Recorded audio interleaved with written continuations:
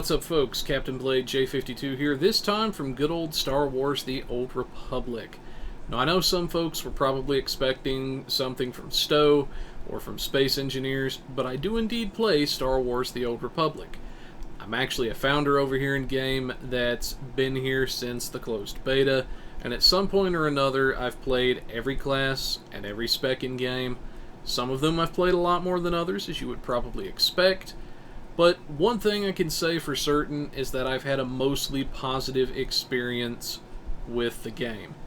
It's been a pretty wild ride to get here, almost 10 years at this point. But it's been a mostly positive experience for me, and I hope it has been for you guys as well. Which is actually why I wanted to talk to you folks today, as I see some stuff coming down the pipes that may finally sour that nearly 10-year experience. And not just for me, but potentially for a lot of others in the community as well. Now we're over here because I want to talk about some important news and happenings in the community. And these are the events happening on the test server with the upcoming expansion, Legacy of the Sith. Now we're going to discuss a bit what these events are and how I believe they will negatively impact the game as a whole, as well as completely destroy class uniqueness and severely diminish every single class in the game. Now before going forward, I'll say that my thoughts and opinions you guys are going to hear from me are based off all the available information that we had at the time I recorded this, as well as the bits of time spent testing this on the public test server for myself. Now this is going to focus very heavily on the Jedi Guardian, as that is the only class on the PTS at the moment for this stuff. Now as we get new information from Bioware, as we get new PTS updates, as new information is put out there and we get closer to Legacy of the Sith, my thoughts you're going to hear in this video will probably change. Hopefully for the better, but we'll see how things go as we move forward. Now while I do see some bits of good, I see a lot of bad coming along with it that will unfortunately overshadow the good. Now I want to take a moment to touch base on the positive aspects that I see coming before we get into the more serious stuff. And first up is the ability to use whatever weapon we want on our characters. So take my guy here. You can see he's a single saber wielder and has been since launch. He's a Jedi Guardian, specifically a tank Guardian. However, now under the new system, he could potentially use a double-bladed lightsaber, or even dual wield under this new system. As another example, you have troopers. The trooper could use a blaster rifle, or dual pistols, a sniper rifle, or an assault cannon. So now, if you wanted to be your favorite clone trooper that uses dual pistols, you can do that. You want to be your favorite clone sniper? You can do that too. You want to test drive an assault weapon just because you enjoy heavy weapons in game? Go for it. Or if you want to stick with what you've got because that's what you like, you can do that too. You're not limited to one weapon type anymore. And I know a lot of folks have been asking for that for a while, and it's kind of cool that we're actually getting it now finally. You know, I was kind of a little leery about this at first, but as I've been talking with some friends, as I've been seeing more about this, if it's done correctly, it could be a very good thing, which is why I'm including it in this part of the video. Now another bit is potentially being able to use dark side abilities on your Jedi or light side abilities on your Sith in certain instances. So think of a Sith Juggernaut running around using light side visuals and such for his abilities, or a Jedi Sage using Force Lightning. Now these are good things I know folks have wanted for quite some time. And of all the things they're doing now, this is the one that I'm honestly surprised that they didn't do before.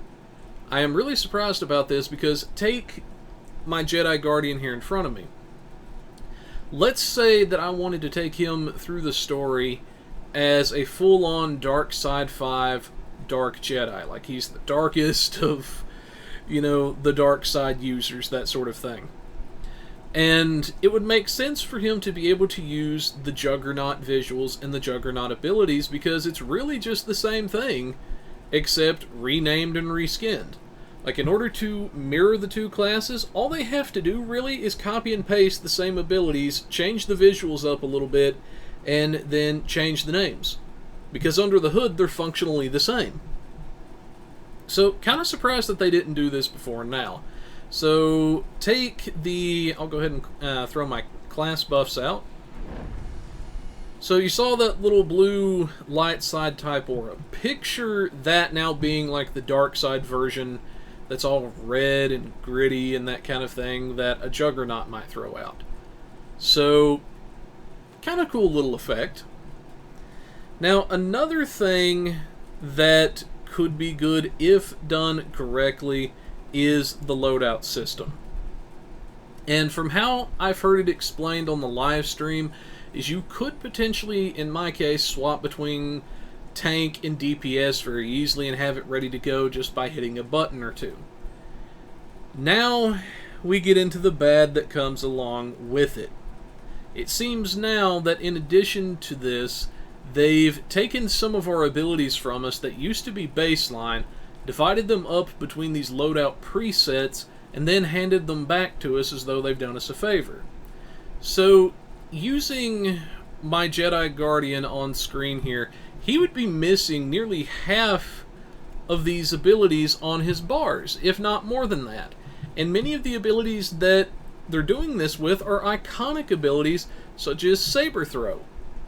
Now, this is an ability that we've had since the launch of the game. This is something that is iconic to Juggernauts and iconic to Guardians, and is also a good opening ability. So, as one example, let's say you wanted to do a line of sight pull, get the enemies to gather up.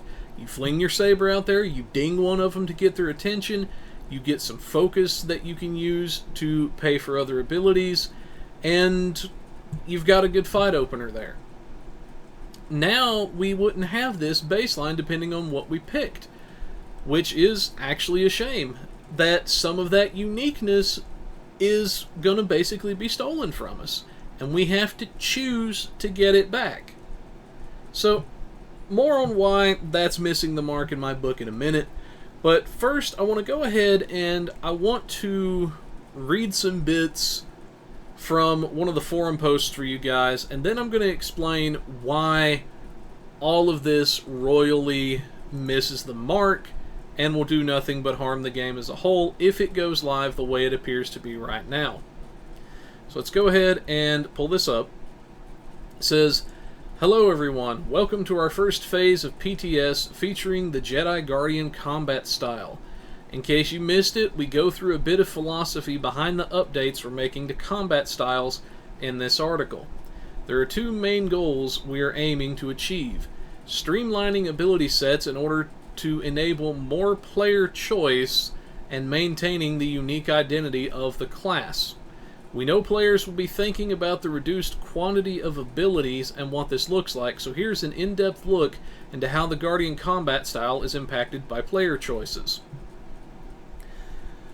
Now, I'm not going to read all of this, but I'm going to pick some of the key pieces out, so we'll start with this. The way combat styles will work is that every few levels, players will have one of the following occur: receive a new ability, choose from one of three abilities, choose from one of three passives, or choose from one of three passives or abilities. About lost my place there. It says this allows us to streamline each class while ultimately retaining its original identity.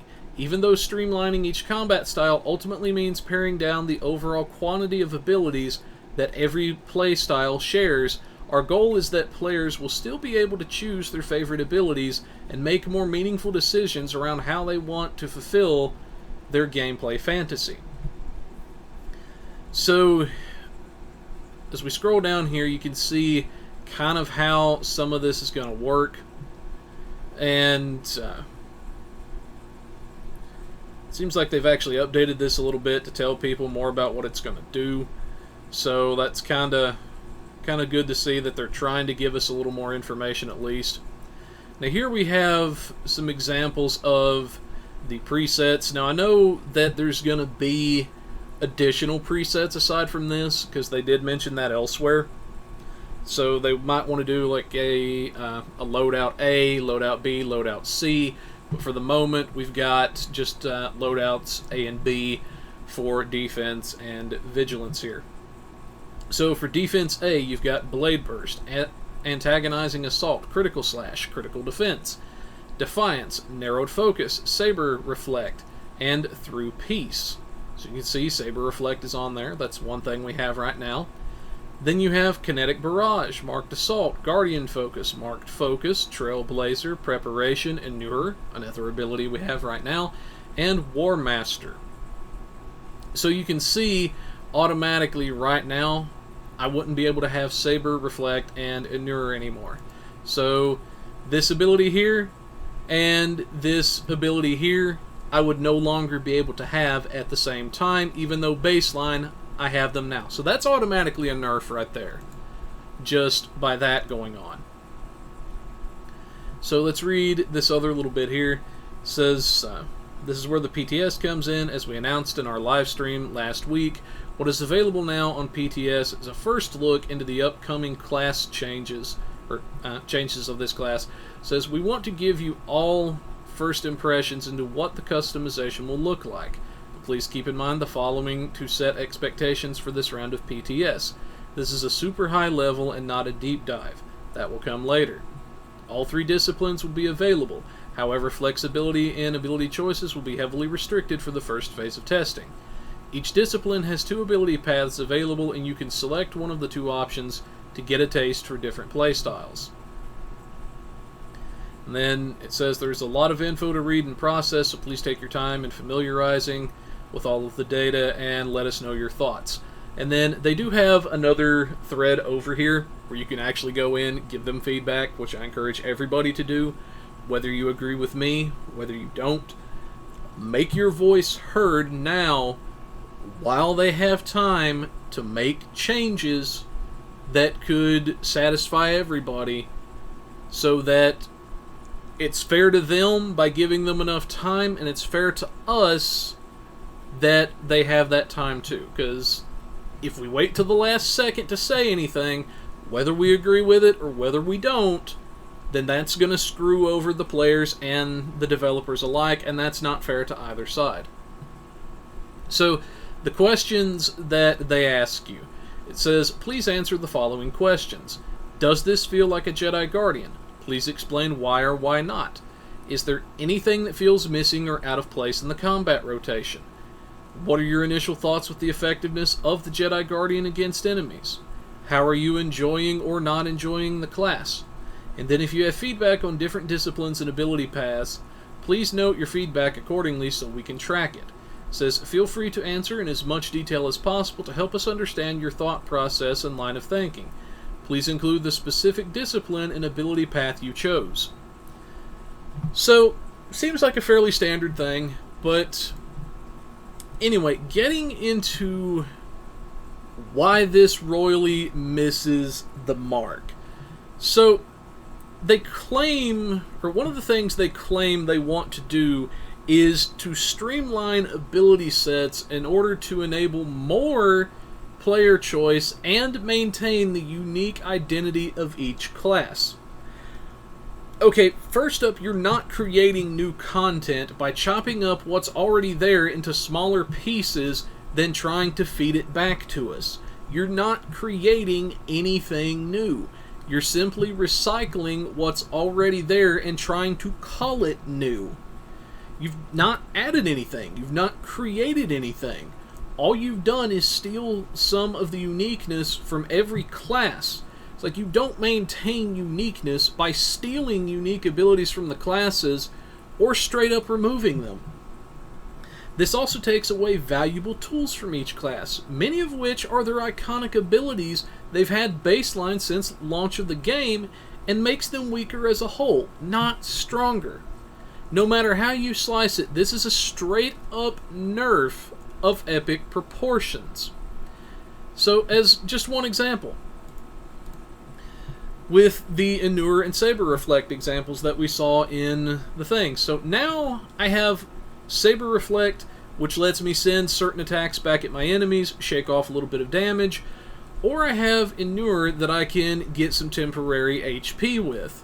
Now there are situations as a tank where, and even as a DPS, where I've had to pop both of these abilities at once.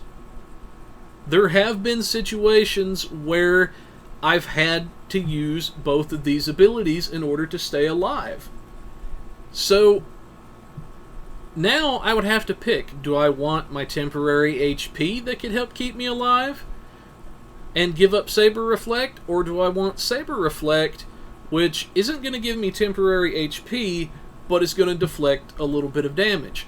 So automatically right there, as a tank, I've lost out on some potential durability. So this, no matter how you slice it, is a straight up nerf of epic proportions. And this is like a thief stealing my wallet that had $100 in it and my social security card, then offering to give me back my choice of either $10 or my social security card, then pretending like they've done me a favor when they haven't.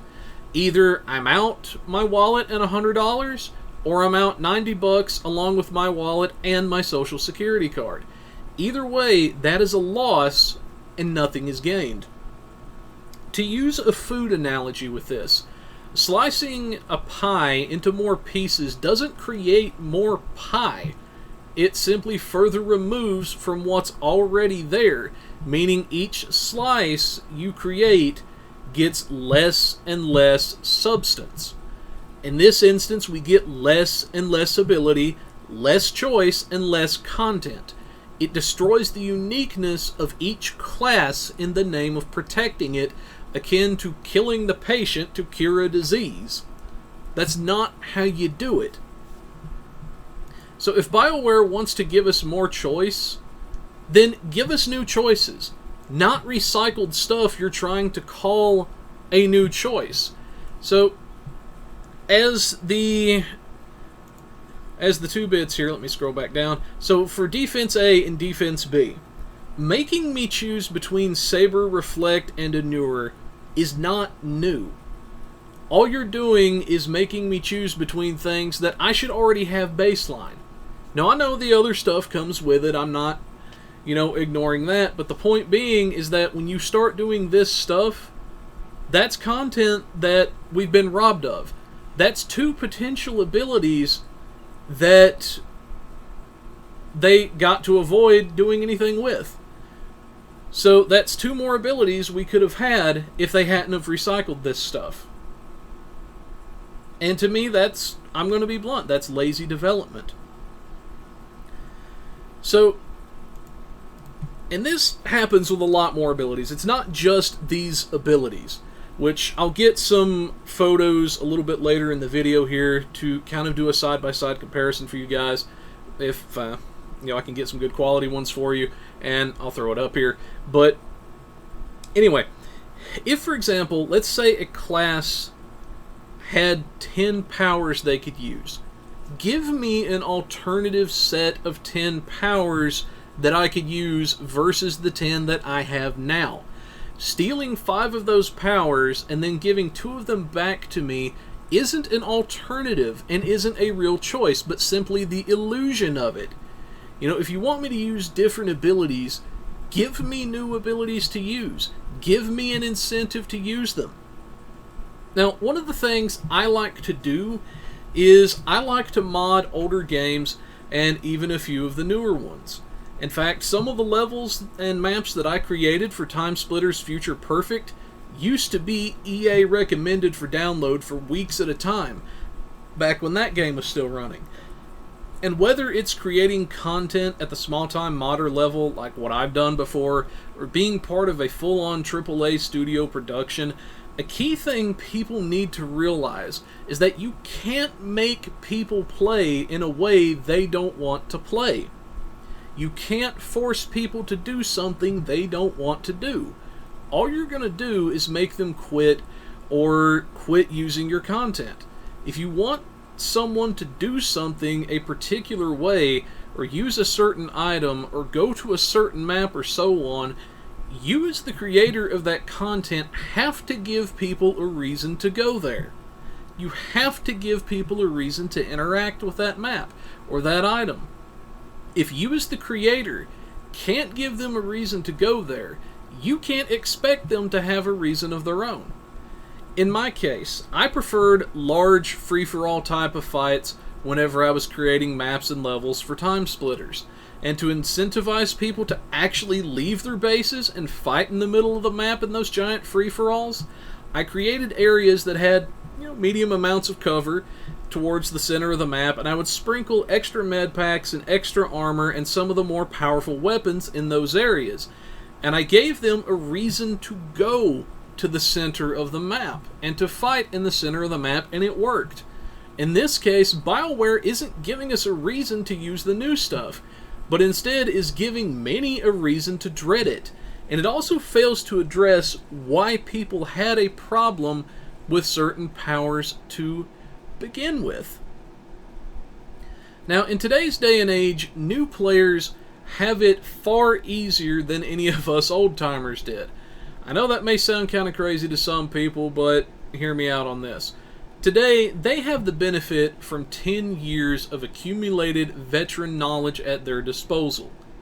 There are tons of guides and tons of videos out there, and even a lot of people in-game that they can ask for help from, such as myself, such as maybe some of you out there listening to this.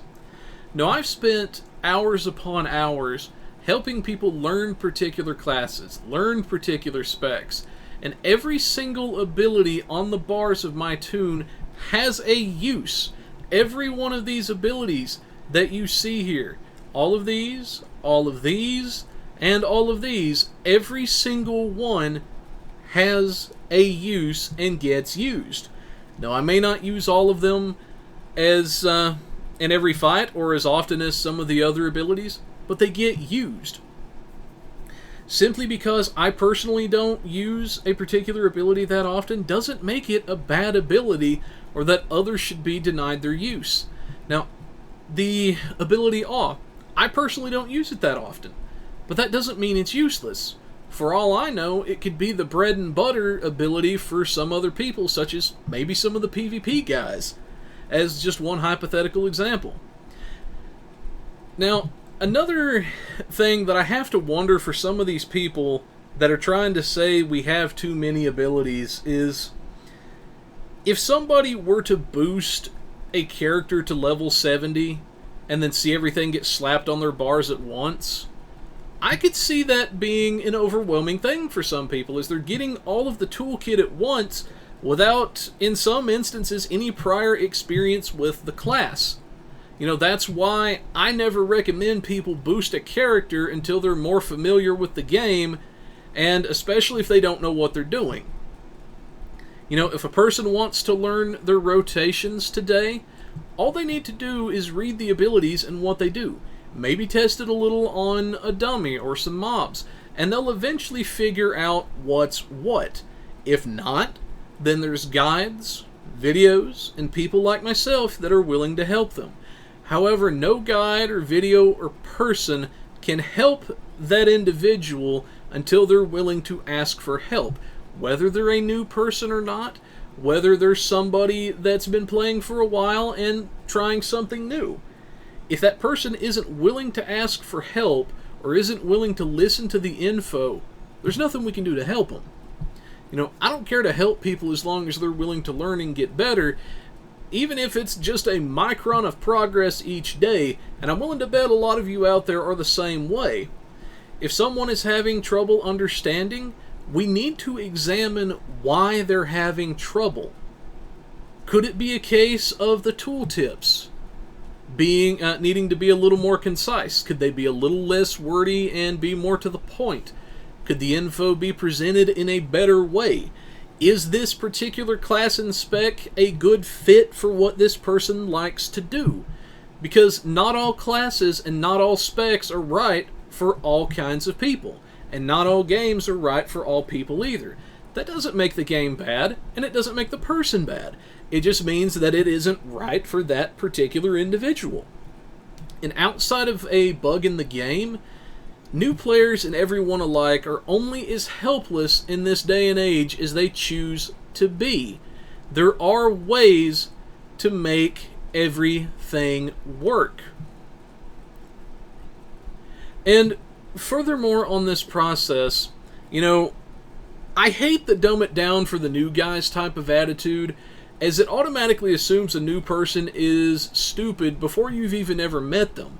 It assumes they're incapable of learning and growing or asking questions. And I want people to be able to learn and grow and enjoy all of the content that we have available here, that, they're willing to play. However, at some point, the training wheels have to come off and people have to learn to stand on their own. Simply because people may not be able to master the game in a single day doesn't mean the game is too hard or that we have too many powers. If someone thinks a power is useless, they're not required to keep it on their bar. They're not required to use it. They can remove that power and never think of it again. So, as just one example here to drive my point home, so I'm kind of going a little bit off script here, is every one of these abilities that you see is something I chose to put on my bars, and that I've chosen to use. Now this stuff right here is pretty much all fluff. It's my favorite mounts and the legacy cargo hold droid. This stuff over here, I don't even really have to have this. I just have it on my bars because I want to have it on my bars. I could easily take this stuff off at any time, such as if I wanted to remove the Satil Shan statue, or if I wanted to remove the Kolto tank. Boom, useless ability gone. It's that simple to do. Alright folks, we're going to go a bit off script here for just a minute, because I want to drive home the point that none of these abilities are gluttonous or useless. All of these abilities have a purpose, and all of these abilities have a role to play in the overall toolkit of the character. When you start yanking abilities like these out, when you start pulling abilities randomly, you're not helping the character. You're destroying and stealing his uniqueness. You're not building him up. In fact, you're removing valuable tools from him that he can use to adapt to the situation in front of him. And you're making him weaker overall. It's not helping him at all. And you've not added anything new. Like if we were to take Saber Reflect and Annure and make me choose between them, you're not giving me anything new. That's not new content. So I'm going to take a moment and I'm going to attack this test dummy in front of us here as though he's a mob that I wanted to tank in a flashpoint group. Now I'm going to go kind of fast with it. I'm going to do it for ideally between 30 seconds to a minute to show you guys that this is a well-oiled machine that can keep going. And you guys are going to see a bit of, what to do here. Okay, so I've got Kira on passive, so I can drop combat for some explanation in a minute. But let's go ahead, and let me back up just a hair more. Leap, Force Sweep, Warding Strike, Guardian Slash, Blade Barrage, Riposte because it procced, throw out our Slash, another Slash, Combat Focus, Warding Strike, Guardian Slash, Riposte, Sweep, throw in a Hilt Bash just because we can, throw out another Blade Barrage after that Slash, dump the rest of that Focus, throw out a Warding Strike, Guardian Slash, Riposte, Slash, and then see there, I did that on purpose because unless you do something like this to deliberately slow the character down, it's going to keep going. Unless you do something like that where you would interrupt your stuff. Okay, so let's back up and let's do this one more time. Leap, Warding Strike, Slash, Blade Barrage, Riposte, Combat Focus. Let's dump a bit of this focus, throw in a couple of slashes, Warding Strike, Slash. Oh, some enemies are coming. Let's mix in an Awe. Let's do a Force Sweep, Guardian Slash, Blade Barrage, Riposte, Warding Strike. And you can see it's a well-oiled machine. Oh, we just got hit. Let's throw our temporary health. Guardian Slash. Riposte because it's procced. Wait on Warding Strike. We go. Throw in the focus. Let's do a sweep. Up, play Barrage. Throw out a slash. Throw out another slash. And then we could throw in a strike there for a moment. Let's do a Warding Strike. Let's do a Guardian Slash. And you can see that I could keep this going nigh infinitely if I wanted to. Now, it may not be the exact perfect rotation execution there, but you guys get the idea. Everything here had a purpose for being there. Every ability contributed to his toolkit and what he's meant to do. You start taking these abilities away willy-nilly and offering them back to him, you're not doing him a favor. You're just allowing him to get closer to the status quo of where he was before. That's not a choice. That's not adding anything new. And if people will sit down and read their abilities and what they do a little experimentation by smacking a dummy around or smacking around some low-level mobs, they can generally sort out what their abilities do. And if folks will sit down and try to understand what their abilities do, take the time to understand their class and what it can do, they'll have a much better time within the game and be able to sort things out a lot faster. Now, if people are still having some issues after they've read their abilities, after they've tried to do a little experimentation, then, unlike when I first started playing, today they can ask people for help. They can ask somebody like me or another veteran player, hey, can you help me out? I'm having a hard time figuring this out. And I don't care to do that. Or they can watch a video, or they can look at a guide. People today have options that people like me and others from that era just did not have. The information didn't exist yet. There weren't any guides, there weren't any videos, and stuff like that back then. And if they were very few and far between. So today, the people have a lot better access to information than I had when I first started. So, if people want the information to know what each ability does, how to use them and when, that information is out there. They just have to look for it. They just have to ask for it, and it'll be given to them.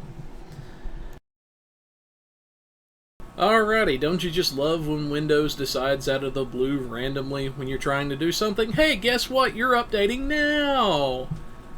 Yes, I really hate that forced updating junk. Anyway, getting back into where we left off. Another way we can tell that this great pruning stuff is a bad idea is that other games have tried it and it's failed miserably for them. World of Warcraft actually tried this several years ago with the first great pruning that took place in Warlords of Draenor just after the success of Mists of Pandaria. And that, along with the whole no flying garbage, was the final straw for a lot of people that ended up quitting after that. Now, after Draenor, they didn't stop there, but they kept going. And at one point, the poor arcane mages were down to just 2 abilities. Pretty much 2 abilities. And that's it. It even got to the point that Blizzard had to walk back much of the pruning that they did and bring back many of the abilities they took away because they had lost so many subs and because they had all but destroyed the uniqueness of each class by removing their iconic abilities or heavily restricting them. They even dubbed one of their own devs the quote-unquote unpruner. As just one example, my Blood Death Knight tank no longer felt like a Blood Death Knight, but a cheap imitation of one. And a lot of the iconic abilities that he had been flat out restricted or even removed from him. Such as the Heart Strike ability that used to be, and I guess still is, a very iconic ability for Death Knights. That was something that we had when we were introduced in Wrath of the Lich King. Yet it was gone there for a while, which thankfully we did get it back.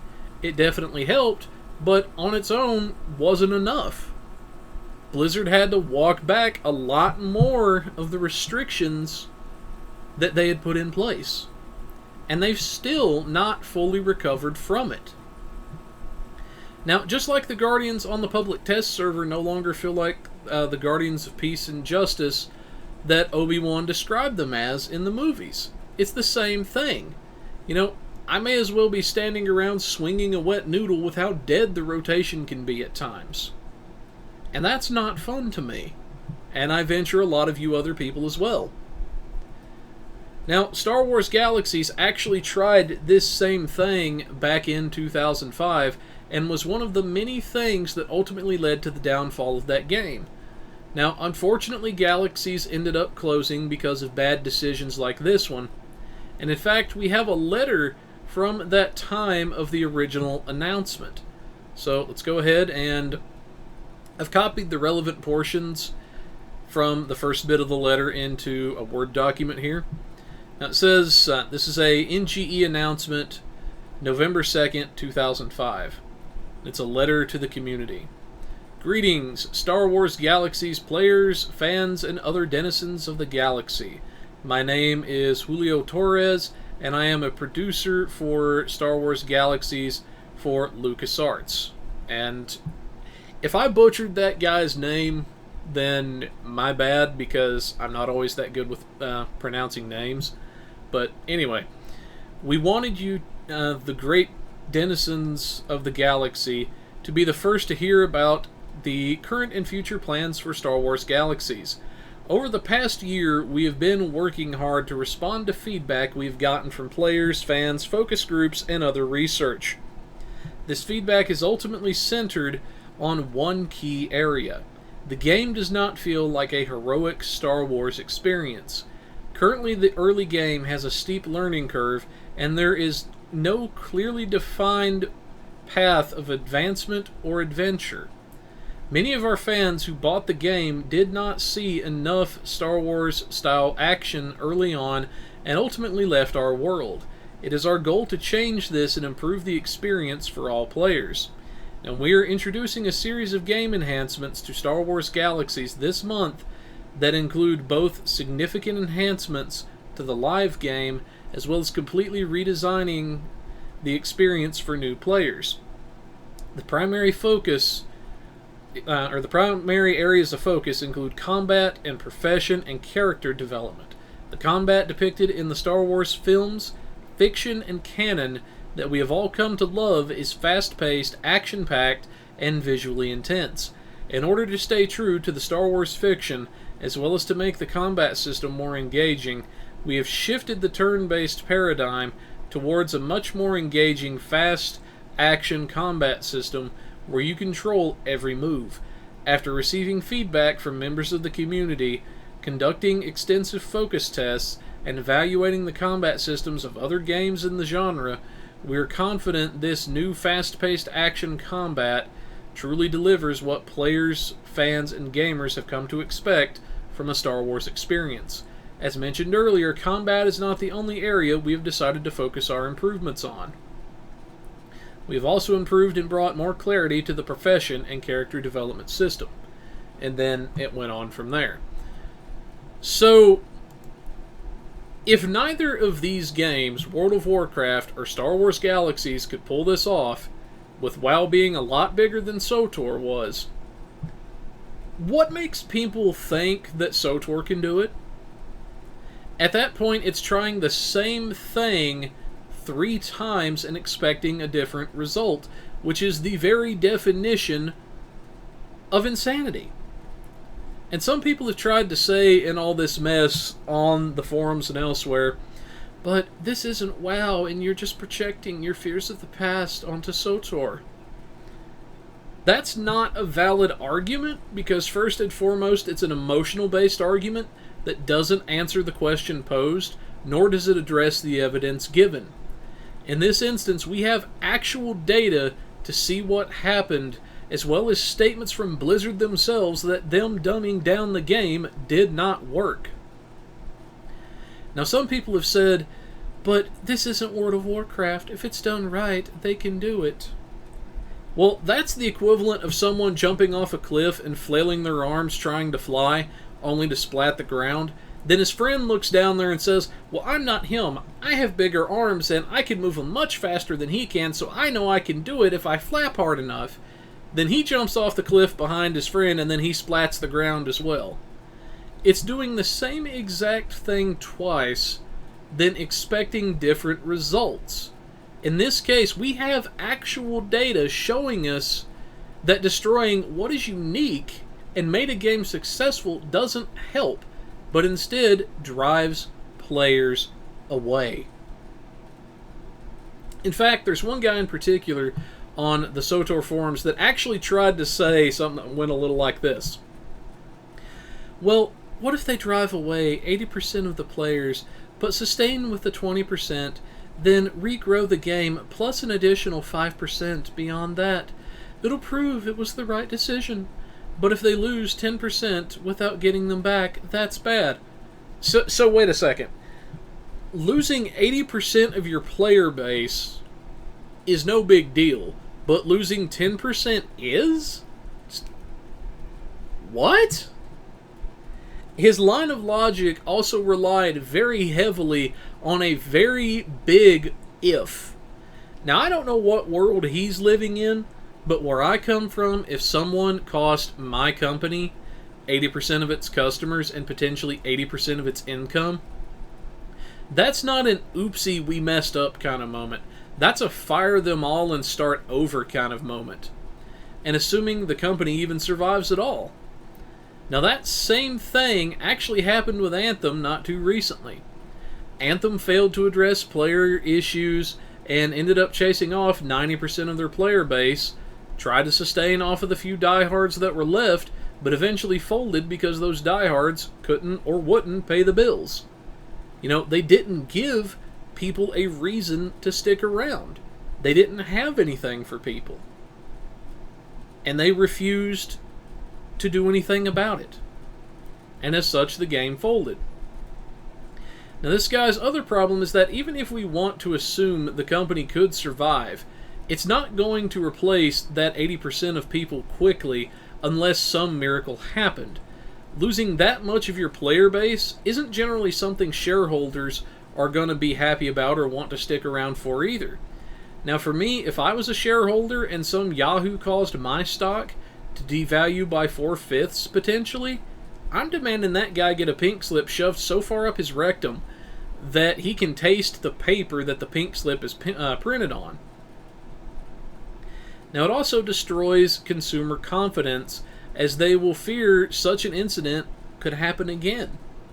Without some major improvements and safeguards in place, the average consumer is always going to be thinking, well, how long until they screw me over again? Essentially, how many times do they let the company tell them as a customer that they do not give two craps about them? How many times are they going to have to hear that? And that's what the consumer is going to be thinking. Then there's the folks that are saying, well, you need all the info before you can make an informed decision, and we just need to wait and see. Well, on this point, I'm all for making sure we have as much info as possible and not jumping the gun. However, this isn't just some blind statement people like myself are making and calling Bioware out over. They said themselves in the bits of blog we read earlier that they planned this for everything. So if they screwed the Guardian up based on everything we're seeing now, we can make an informed inference based on the PTS and based on BioWare's own statements that the other classes are going to be just as bad off. In fact, let's go ahead and I'll read this bit again. It says, there are two main goals we are aiming to achieve: streamlining ability sets in order to enable more player choice and maintaining the unique identity of the class. We know players will be thinking about the reduced quantity of abilities and what that will look like. So here's an in-depth look into how the Jedi Guardian combat style is impacted. And then they go on to show people just how bad it's going to be.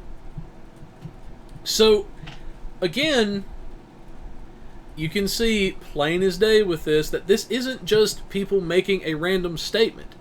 They made clear that they want to do this with everything else. So, based off of their statement, and based off of what we're seeing with the Jedi Guardian on the PTS, it's not that much of a stretch.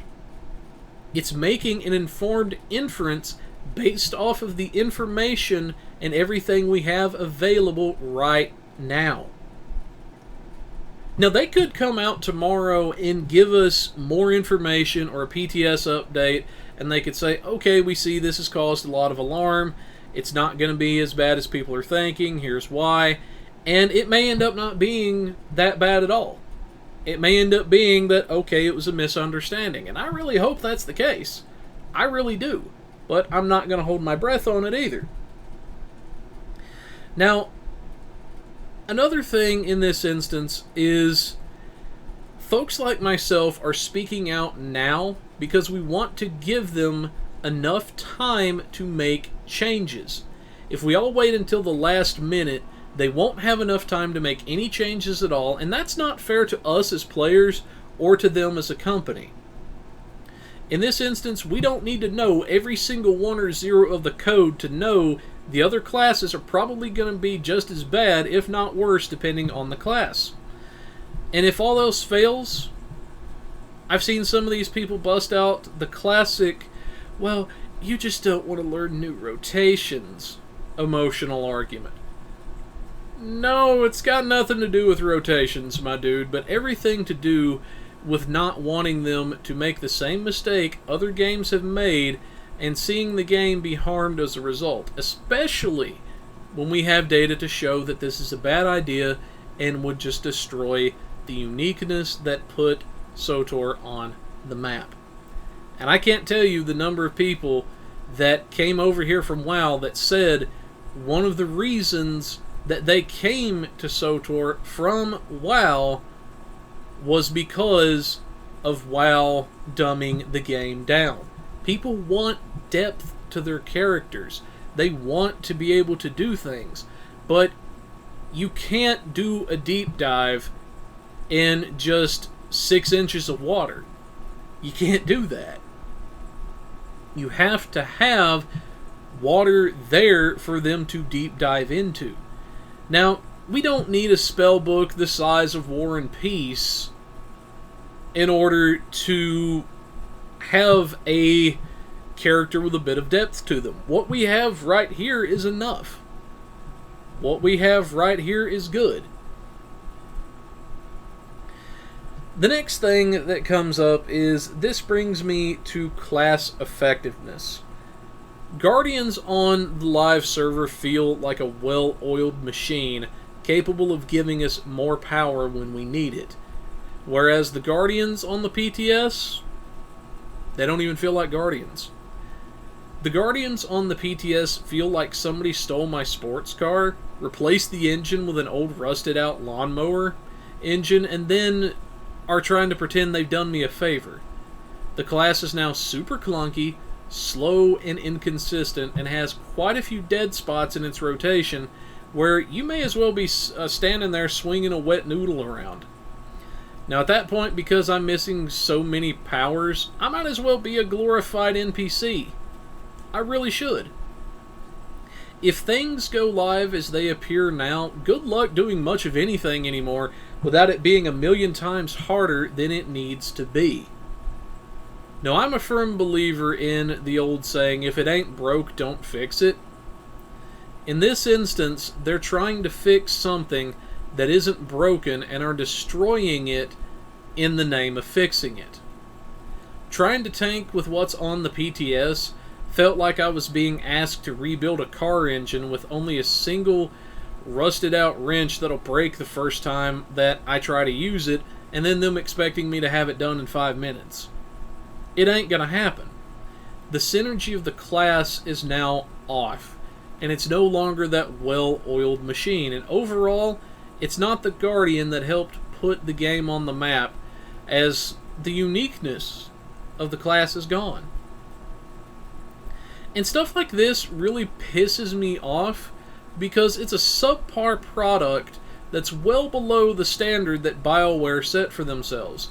And it pisses me off because newer players coming in after me, or even longtime veteran players deciding to try something new, aren't going to experience the same quality of gameplay that I did. You know, if they want me to do something different, or they want me to use different powers, give me something worth considering. Don't try to piss on my leg, then tell me it's raining. You know, let's assume they wanted sages and sorks to be able to maintain their force power levels easier. Now, they already have consuming darkness and the light side equivalent that they can restore some force power in a pinch, but for our hypothetical, we're going to assume they wanted to give people more than that. So they create 3 passive abilities to help. Passive A caps the force regen debuff on consuming darkness at 3 stacks instead of 4 and makes the stacks fall off faster. Passive B is a straight up cost reduction to force powers. Passive C refunds a small amount of force power each time the sorcerer's affliction and crushing darkness tick on the target, with more power being refunded if both abilities are proccing on the target at once. If done correctly, all 3 would be viable options, and it would be up to each player to decide how they want to manage their force power levels. That's a real choice, because you have 3 different ways to help you maintain your force power levels, in addition to being able to regen with consuming darkness. And if done correctly, all 3 are viable. And it's up to the person to choose which one they think is best. But what's on the PTS is not real choice, but simply the illusion of it. And if I can come up with 3 passives like that off of the top of my head like I did recently, how can you not expect, or how can you expect me to believe that Bioware can't do something similar or better? You can't force people to play in a way they don't want to play. You're just going to make them quit, and you're going to drive them off. If you want people to play a certain way or do something different, you have to give them a reason to do it. You have to make them want to play in that different way. Give them the carrot on a stick. Like the example that I mentioned earlier. Whenever I was creating my TimeSplitters maps, I would sprinkle certain, extra med kits or more powerful weapons or bits of armor in places that I wanted people to go. And it worked. So it's just, I have a hard time believing that Bioware can't come up with something better than this. And honestly, to me, this is an insult to the player base, that they would put out something this subpar. It doesn't create anything new. It doesn't add anything new. It just divides and takes away from what's there. It doesn't give us new. It doesn't give us exciting. Yes, you might be creating a quantity of new, quote-unquote, new choices, but it's not a new choice, but the illusion of a new choice. Because all you're doing is, okay, in the instance between Saber Reflect and Inure, I have both of these abilities baseline right now, yet you're stealing both of them from me, offering to give one of them back, and then pretending you've done me a favor. And you've allowed me to make this new and exciting choice when you haven't. You haven't done that. You've not added anything. All you've done is give me less content and less character and less ability. Just like I said before, dividing a pie up into smaller and smaller slices doesn't give you more pie. All it does is give you less and less substance. And that's what this does. But Anyway, I'm going to take a minute. I'm going to show you guys a comparison with what's on the live server and some of the PTS, and you guys can form your own opinions from there. But we will be right back. Alrighty, folks. We're over here on the PTS server at the moment because I figured what better way to show you guys how big of a dumpster fire this is than to just come over here and show you. So, a couple of caveats that I need to get out of the way that are going to affect some of what you're going to see. First and foremost, I don't know why they did this, but on the testing server at the moment, you can get your earpieces, your implants, relics, and your tactical all at 306, but for your regular items like your chest piece, your helmet, those sorts of things, whenever you buy them from the testing droids, they come out starting at item level 270, and you have to go through that upgrade process of you buy the initial pieces, you slap them on, you buy them again from the droid, you might get an upgrade, you might not, you slap the upgrades on, and you keep doing it until you can get to a set of 306 gear like I managed to do here. So, that's one thing that sucks. Hopefully they fix that in a future PTS. Now, another thing that majorly sucks with it as well is, you can see I'm a tank, but this is giving me essentially DPS mods. It's not letting us pick the mods that we actually want. So, that is one thing that admittedly will affect me a bit as a tank, but it's not going to, even if I had full tank stuff, it's not going to make that big of a difference from what I'm seeing over here. Now, another thing that they did is, like, if you're somebody like me, if you're a founder and you can pull out, you know, some of the companions, or you were here for some of the companions that they mailed you, then if you've got access to somebody like Nico Okar, let me mouse over, you can see his health is only at 29,000 at the moment, just shy of 30, compared to my health of 252,000. So that's something that I hope they fix as well. At least give us one commander's compendium to rank the companion up so we can test that way. Maybe that would help a little better. I don't know about that, but that's some of the stuff that I did want you guys to see. Now, as to how that compares to missing a bunch of abilities. Now, this is the Defense Loadout A set that you can get for the Guardians over here. You can see we have Saber Reflect, which is tied to set A. Now, as far as the abilities that we actually have, so we have Warding Strike, as you can see here. We've got Guardian Slash, Blade Barrage, and Saber Reflect. We're missing Force Clarity at the moment. We have Challenging Call. We have our On Use Relic, because I like to have one of those. We have our Taunt. We're missing our Interrupt, which would be here. Over here, we're missing our CC Breaker. We're missing our Inure, which is our temporary health. We have our Force Push, our Focus Defense. We're missing our Saber Throw, and our other second Saber Throw that we would have. Again, it's late in the morning, evening as I'm recording this, so if I forget a few names, please forgive me. But over here we have our Strike, our Slash, our Force Sweep, our Force Leap, our Force Stasis, and our Guardian Leap. So our 1 through 6 didn't really get affected, which is good. Then we have our Riposte, which is kind of cool. We're missing Awe. We have Cyclone Slash. We're missing our ability here. We're missing our ability here, which I believe was Blade Blitz. We have Hilt Bash. We have Saber Ward. Then we're missing Freezing Force, which is our slow. And we're missing our Warding Call. So, to compare that to the live servers at the moment, we have this photo here. Now, I don't know how well you guys are going to be able to see that, but I'm going to blow it up a little bit more so you guys can hopefully see it without overpowering the game. Actually, let me just do this.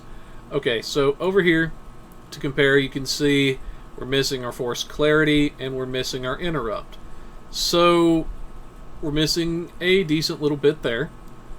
Then if we come over here, you can see we're missing our CC breaker, which would be here. We're missing our Anura, which would be here. And we're missing the 2 saber throws, which would be here and here. Now down here is where the most damage has been done.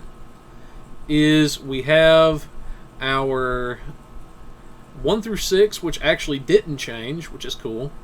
We have our riposte, we're missing our awe, we're missing our ability here, we're missing our blade blitz, we have our hilt bash, our saber ward, and then sheltering ward kind of stuff. So you can see we're missing a healthy amount of abilities from the toolkit. Now, while all of those abilities may not have been used in every single fight, or even too terribly often, we've lost some pretty iconic abilities here. So we've lost our Blade Blitz, so that's automatically going to hamper my mobility. We don't have our CC breaker at the moment, which is also something that's been lost. We don't have our freezing force, which is our slow to, slow mobs down. We've lost that. We've lost our stun with awe. So that's a couple of key abilities we've lost. Then, without our saber throw, we've lost a very good fight opener. So now I pretty much either have to taunt them directly or leap into the fray. Not that I don't leap anyway, but that's another option that's denied to me as a tank. Now, I have guard on Nico here.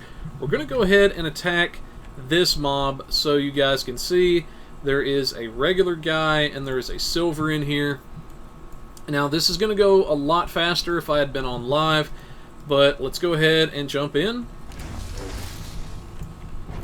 Make sure I hit that regular dude. I'm going to go ahead and put him out of the fight first.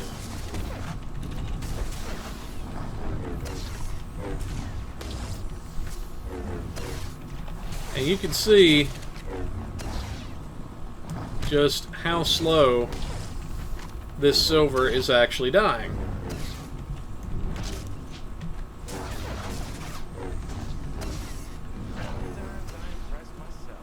So, automatically I see that I'm missing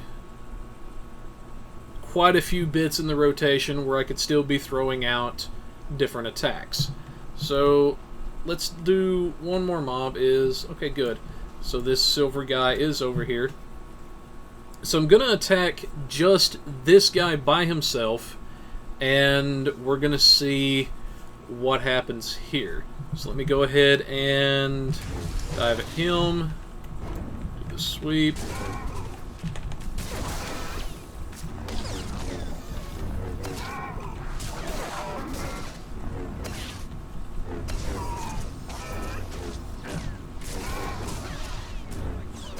Okay, so about 3 seconds behind what it would be on live, 3 or 4 seconds. Now that may not seem like a lot to people, but that's going to add up very quickly if you're taking 3 or 4 seconds longer on each mob in order to kill them.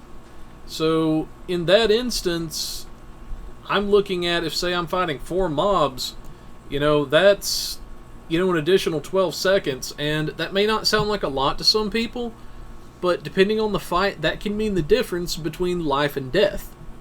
Now, the other toolkit is the same way as this. I'm not going to run all the way back to the fleet at the moment because, well, one, they've got us with speeder piloting 1 over here. Again, don't ask me why they did that. I don't know.